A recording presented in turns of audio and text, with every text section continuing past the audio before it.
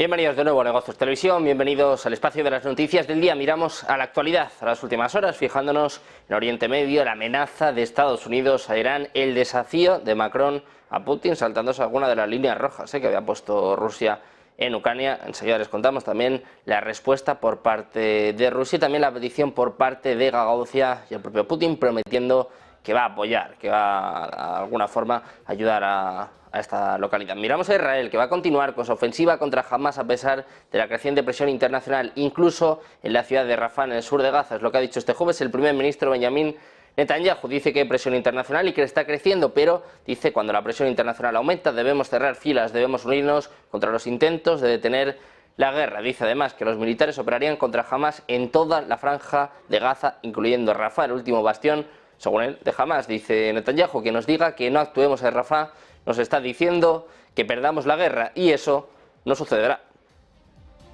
Seguimos mirando Oriente Medio. A pesar de la creciente presión internacional que el propio Netanyahu ha reconocido por un cese al fuego entre el grupo de Hamas e Israel, el ejército intensifica su ofensiva en el sur de la franja de Gaza mientras palidecen las esperanzas de alcanzar un acuerdo de tregua al cumplirse 5 meses de guerra. En las últimas horas, las fuerzas de defensa de Israel han realizado redadas selectivas contra infraestructura en Hamath, un barrio de la región de Yan Yunis.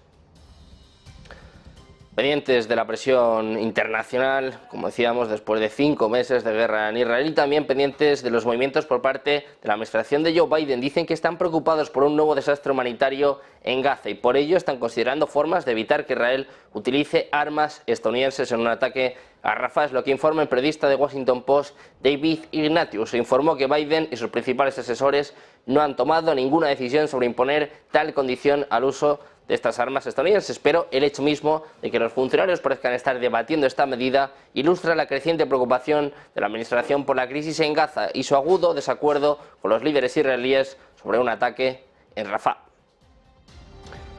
Estados Unidos amenazó este jueves con acciones futuras contra Irán en el organismo de control nuclear de la ONU si Teherán sigue, dice, obstruyendo al organismo, negándole la cooperación y las respuestas que busca en temas que incluyen rastros de uranio inexplicables desde hace mucho tiempo. En una reunión trimestral de la Junta de Gobernadores de 35 naciones de la Agencia Internacional de Energía Atómica, Washington volvió a pedir a Irán que cooperara con los inspectores de la OIEA, que durante años han estado buscando explicaciones de Teherán sobre el origen de las partículas de uranio en sitios no declarados. Pendientes también de Corea del Norte, el líder norcoreano Kim Jong-un ha reclamado intensificar las maniobras de guerra durante una visita a una base militar en el marco de los ejercicios lanzados recientemente por los ejércitos de Estados Unidos y Corea del Sur. Kim, que ha realizado una visita oficial a una base en el oeste del país, ha destacado la necesidad de que el ejército intensifique aún más sus entrenamientos y ha agregado que se han fijado importantes tareas para intensificar las maniobras de guerra para garantizar la victoria en una guerra. Así ha destacado la importancia de las maniobras para contribuir a fortalecer las capacidades de combate y consolidar aún más los pilares materiales y técnicos con el objetivo de contener las constantes amenazas de los enemigos con una fuerza aplastante. En el frente más delicado en la política exterior china, el de Taiwán, Wang ha cargado con dureza contra esta isla, con una joven democracia, endureciendo también el discurso y rompiendo con el tono más suave que los funcionarios chinos habían usado en las últimas semanas. Decía, de ninguna manera va a cambiar el hecho de que Taiwán es parte de China y de que regresará definitivamente a su patria. Los actos secesionistas de Taiwán son el factor más destructivo para la paz y la estabilidad. Quien promueva la independencia de Taiwán será liquidado por la historia. Dice además, cualquiera que la comunidad internacional apoye la independencia de Taiwán y juegue con fuego, se quemará y sufrirá las consecuencias.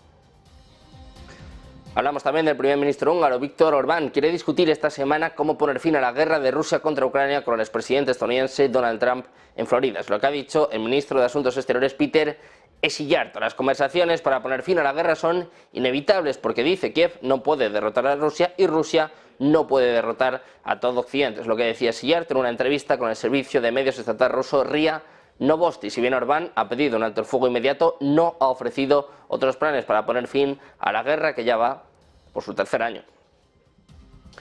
Hablamos también de Joe Biden. El presidente estadounidense está intentando aprovechar los fondos del ejército estadounidense para brindar asistencia a corto plazo a Ucrania. Es lo que está informando la agencia Bloomberg. Dice que recurrir a fondos del Pentágono liberaría cerca de $200 millones en ayuda a Ucrania, según una fuente familiarizada con el asunto. La propuesta surge mientras un proyecto de ley de ayuda estadounidense que proporciona 60.000 millones de dólares en armas y equipos críticos a Kiev sigue estancado en el Congreso. Aún no se ha tomado una decisión final sobre si recurrir a los fondos del ejército, según apunta Bloomberg. Miramos también a la presidenta de la Comisión Europea, Ursula von der Leyen, ha advertido de que hay movimientos populistas, nacionalistas y demagogos, tanto de izquierdas como de derechas, cuyo objetivo es minar los valores comunes y destruir la Unión Europea. En un aviso previo a las elecciones de junio, dice que los nombres pueden cambiar, pero que el objetivo es el mismo, es lo que afirmaba la jefa del Ejecutivo Comunitario en un discurso ante el Congreso del Partido Popular Europeo en Bucarest, en el que ha aludido de forma explícita a partidos como Alternativa para Alemania o Agrupación Nacional. Von der Leyen, que aspira a la reelección al frente de la Comisión Europea, ha afirmado que hay amigos del presidente de Rusia, Vladimir Putin, que intentan reescribir la historia y secuestrar el futuro de Europa difundiendo odio desde sus teclados. Miramos ahora al presidente francés Emmanuel Macron. Ha dicho que no hay límites en el apoyo francés a Kiev. Según un informe de sus comentarios, este jueves el jefe de Estado francés celebró una reunión de los líderes de los partidos políticos del país en el Palacio del Elíseo para discutir la situación en Ucrania, según está informando Le Monde. Tras la reunión, Fabien Roussel, secretario nacional del Partido Comunista francés, dijo que Macron había expresado la posición de Francia diciendo que ha cambiado, dice que cómo ha cambiado la posición respecto a la guerra y que no hay más líneas rojas, que no hay más límites. Esta semana el propio Macron se retractaba de comentarios anteriores hechos tras una reunión de la Unión Europea en París, donde dijo que nada debería excluirse cuando se trataba de respaldar a Ucrania contra Vladimir Putin. Macron desafiando a Vladimir Putin por las líneas rojas en Ucrania, dice Macron que no hay líneas. Hay respuesta por parte de Rusia. Ha considerado este jueves que el presidente francés está haciendo que aumente la implicación de Francia en el conflicto en Ucrania, después de que dijera que no descarta enviar tropas occidentales a ese país, algo que la mayoría de sus aliados ha rechazado. Decía el Kremlin, Macron está convencido de su política consistente en querer infligir una derrota estratégica a nuestro país y continúa alimentando y aumentando el nivel de implicación directa de Francia en el conflicto, es lo que ha declarado el portavoz del Kremlin, Dmitry Peskov, en un vídeo difundido en Telegram por un periodista ruso. Nos fijamos también en Alemania. El Ministerio de Asuntos Exteriores ha endurecido sus recomendaciones de viaje para Rusia y ahora aconseja a sus ciudadanos de forma urgente que eviten los viajes a ese país. El Ministerio advierte en su página web de que en Rusia los ciudadanos alemanes y aquellos que poseen doble nacionalidad rusa y alemana se enfrentan al peligro de detenciones arbitrarias. Dice que en el curso de protestas y manifestaciones no autorizadas en todo el país pueden producirse actuaciones masivas, en parte violentas, de las fuerzas de seguridad, entre ellas detenciones. Dice que no se puede descartar que se vean afectados los transeúntes que pasan cerca.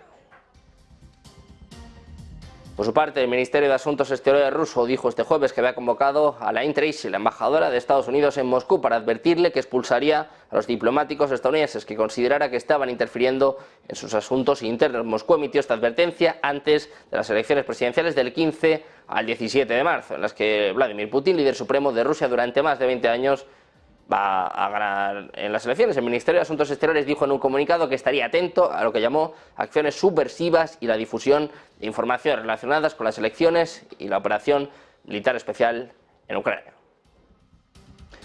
Un alto cargo militar ruso ha advertido de que el conflicto en Ucrania podría escalar hasta convertirse en una guerra a gran escala en Europa. Ha afirmado que la probabilidad de que las fuerzas de Moscú se vean involucradas en un nuevo conflicto está aumentando significativamente. El coronel general Vladimir Zarudnitsky, jefe de la Academia Militar del Estado Mayor del Ejército Ruso, hizo estos comentarios en un artículo para Pensamiento Militar, una publicación del Ministerio de Defensa, según ha informado la agencia RIA. Según recoge Reuters, dice: no se puede descartar la opción de una escalada del conflicto en Ucrania, desde la ampliación de los participantes en las fuerzas proxy utilizadas para la confrontación militar con Rusia hasta una guerra a gran escala en Europa. La principal fuente de amenazas militares para nuestro Estado es la política antirrusa de Estados Unidos y sus aliados, que están llevando a cabo un nuevo tipo de guerra híbrida con el fin de debilitar a Rusia de todas las formas posibles, limitar su soberanía y destruir su integridad territorial. Hablamos ahora de los ejercicios militares de la Alianza Atlántica en Europa, Steadfast Defender 2024, en los que se desarrolla un escenario de enfrentamiento armado con Rusia mientras aumentan las tensiones y desestabiliza la situación en el mundo. Es lo que ha declarado el general Nikolai Patrushev, secretario del Consejo de Seguridad de Rusia. Dice que las maniobras iniciadas por la OTAN en Europa, en las que se practica un escenario de enfrentamiento armado con Rusia, aumentan las tensiones y desestabilizan la situación en el mundo. Es lo que ha comentado en una reunión sobre los temas de seguridad en el Distrito Federal del Cáucaso Norte. El alto cargo también ha subrayado el papel destructivo que desempeña Estados Unidos en la historia. Mientras tanto, en el frente de la guerra, las tropas de Moscú siguen avanzando. Así lo confirma el último parte del Instituto para el Estudio de la Guerra a través de imágenes geolocalizadas. Los progresos se habrían producido cerca de Kupiansk, en el sector de Yarkov, en los alrededores de la ciudad de Donetsk, capital de la región homónima, y al oeste de la provincia de Zaporilla. Por su parte, un alto cargo del presidente Vladimir Putin ha dicho este jueves que Rusia no había atacado a la delegación del presidente ucraniano Volodymyr Zelensky en un ataque con misiles contra el puerto de Odessa este miércoles, según informa Reuters. Hablamos de Dmitry Medvedev, vicepresidente del Consejo de Seguridad de Rusia, que dijo que Moscú lo habría alcanzado si ese hubiera sido su objetivo y que es obvio para todos que no había ningún ataque planeado contra esta caravana. Un asesor presidencial ucraniano había dicho en la mañana del jueves que no se podía descartar que un ataque con misiles rusos en Odessa hubiera tenido como objetivo las delegaciones de Zelensky y del primer ministro griego Kyriakos Mitsotakis, que estaba de visita. Los líderes estaban inspeccionando instalaciones de granos en la ciudad del Mar Negro cuando Rusia lanzó un ataque a la infraestructura portuaria que ambos líderes dijeron haber presenciado y que dejó 5 muertos. Pues Rusia niega este ataque a Zelensky y advierte Medvedev, dice: si lo hubiéramos hecho, si hubiéramos querido, habríamos acertado en el objetivo. Hay respuesta por parte de Kissinger. Dice que Moscú casi desencadenó una respuesta colectiva de la OTAN al disparar este misil que supuestamente habría impactado cerca del convoy que transportaba al primer ministro griego y al presidente ucraniano. Adam Kissinger, el representante de Estados Unidos, escribió en X lo siguiente: Rusia acaba de llegar a 150 metros de un artículo 5 con la noticia del ataque en Odessa que casi golpea al primer ministro griego, en referencia a la carta de la OTAN que establece que un ataque a cualquiera de sus 31 miembros se considera un ataque a todos y que provocaría una respuesta. Miramos ahora al presidente ruso. Vladimir Putin dijo esta semana que apoyaría a la región autónoma de Gagauzia, en Moldavia, después de reunirse con la líder del territorio, lo que ha generado más temores de desestabilización en el país de Europa del Este, mientras se apresura a unirse a la Unión Europea. Evgenia Gutul, que ha estado en Rusia desde la semana pasada, dijo que Putin prometió brindar apoyo a Gagauzia y al pueblo gagauz para defender sus derechos legales, su autoridad y posiciones en el ámbito internacional. Decía: le hablé de las acciones ilegales de las autoridades de Moldavia que se están vengando de nosotros por nuestras posiciones cívicas y por defender nuestros intereses nacionales. Es lo que apuntaba después de reunirse con el líder ruso este miércoles. Los comentarios de Gutul se producen después de que las autoridades de Transnistria, también un territorio a favor de Moscú, más prominente en el este de Moldavia, haya acogido a tropas rusas durante 3 décadas y además hicieran llamados similares a Moscú el mes pasado para protegerlo contra la presión de Chisinau. Hablamos también del presidente ucraniano Volodymyr Zelensky, que ha aprobado la candidatura del exjefe del ejército Valery Zaluzhny como embajador en Gran Bretaña. Es lo que apunta el Ministerio de Asuntos Exteriores en un comunicado, según informa Reuters. Uno de los principales competidores para Zelensky se va ahora mismo a Reino Unido como embajador.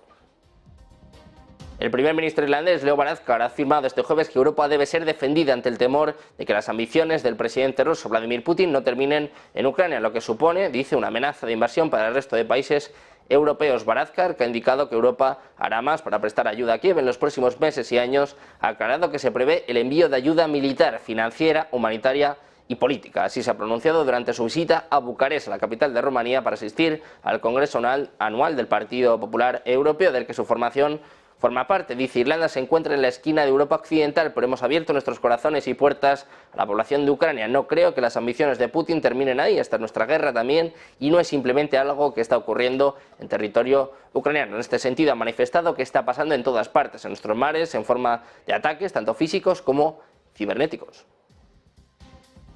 Noruega donará hasta 1.600 millones de coronas noruegas, 153 millones de dólares, por una iniciativa liderada por la República Checa para comprar municiones para Ucrania de terceros países. Es lo que ha dicho este jueves el primer ministro noruego Jonas Gahr Støre en un comunicado. Dice que Ucrania necesita urgentemente grandes cantidades de munición de artillería para resistir la guerra de agresión rusa.